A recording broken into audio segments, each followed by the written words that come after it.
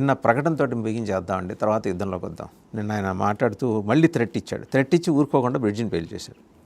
అదే కదా, నిన్న పొద్దున మన టైంకి 6:30కి నేను 4 నుంచి మేల్కొన్నాను. నేను ఈయన స్పీచ్ ఎప్పుడు ఉంటుందో తెలియదు. ఎందుకంటే ఫస్ట్ 8 PM ET అన్నారు, ఈస్టర్న్ టైం వాళ్ళ టైం.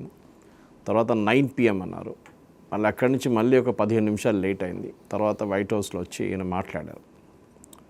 ట్రంప్ మీరు ఆ స్పీచ్ చూస్తే ఇన్ఫ్యాక్ట్ చాలా మటుకు అమెరికన్ ఛానల్లో ఉన్న బాడీ లాంగ్వేజ్ ఎక్స్పర్ట్స్ ఏమంటున్నారంటే ఆయనకి ఏదో హెల్త్ ఇష్యూ ఉన్నట్లు ఉంది.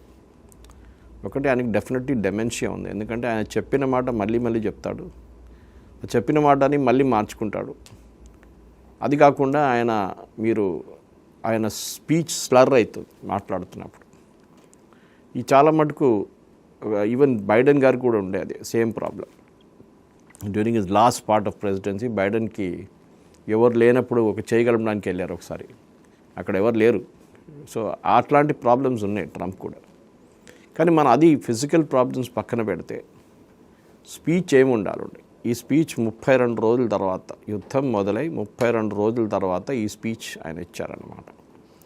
అట్లాంటి పరిస్థితుల్లో ఈ స్పీచ్ ఎప్పుడు ఇవ్వాలండి యాక్చువల్లీ. ఇది 1వ రోజు, అంటే బాంబింగ్ జరిగి ఫస్ట్ డే ఈ స్పీచ్ ఇవ్వాలండి, చేయలేదు. ఇది పెద్ద మన అక్కడే ఆలోచన. అమెరికన్ సిటిజన్స్ని అడ్రస్ చేస్తున్నారు, ప్రైమర్లీ ఆడియన్స్ అమెరికన్ సిటిజన్. అక్కడ ఉన్న అన్ని ప్రైమ్ ఛానల్స్ ప్రైమ్ టైం తీసేసి వాళ్ళ ప్రైమ్ టైంలో ఈ స్పీచ్ పెట్టారు 8 PM ET ఈస్టర్న్ టైంకి. మీరు 1వ రోజు వచ్చి ఈ మాటలన్నీ అంటే అమెరికన్ ప్రజలు మిమ్మల్ని కొంచెమైనా ఇప్పుడున్న రేటింగ్ కన్నా బాగా రేటింగ్ ఇస్తున్నాయి మీకు. ఇప్పుడు మీ రేటింగ్, ఆయన రేటింగ్ 32 పడిపోయింది.